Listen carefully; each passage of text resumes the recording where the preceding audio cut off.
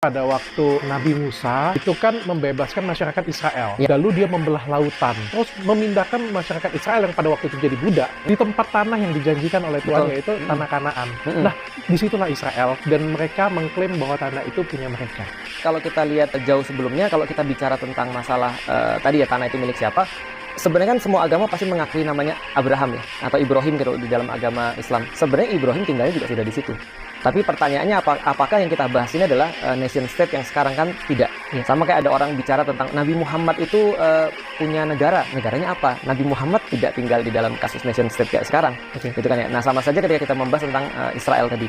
Maka kalau kita bahas tentang awal, ya jauh sebelum itu Nabi Abraham itu juga tinggalnya di situ, atau Nabi Ibrahim di agama Islam. Itu tinggalnya di daerah Hebron kan kalau sekarang. Kalau dulu bahasa Arabnya namanya Al-Khalil.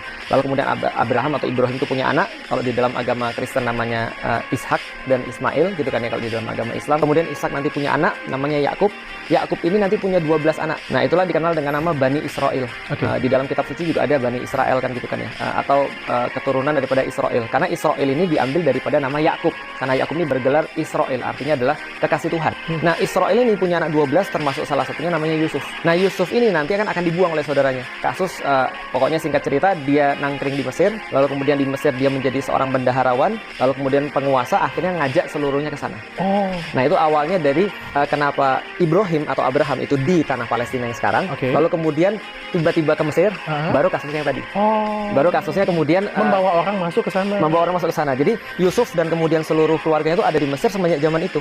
Nah, setelah beranak pinak di sana, banyak punya konflik dengan orang lokal, which is adalah orang-orang Mesir, kemudian mereka diperbudak. Musa datang kemudian untuk membebaskan mereka. Ketika membebaskan mereka, masuklah ke tanah itu. Tapi ceritanya kan tidak berhenti sampai di sana. Walaupun betul akhirnya mereka juga masuk ke daerah itu. Ceritanya tidak berhenti sampai di sana, tapi setelah mereka masuk di sana, mereka kepecah jadi dua.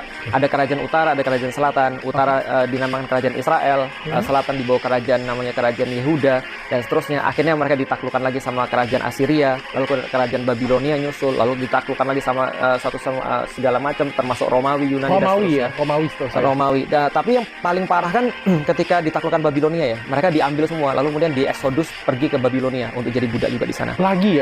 Jadi habis semuanya sudah. Jadi kalau misalnya dikatakan sejarah ya, mereka sudah diusir lagi dari situ.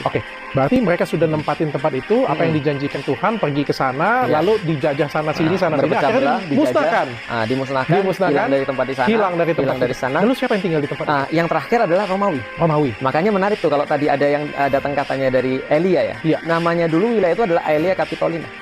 Ketika di zamannya Romawi.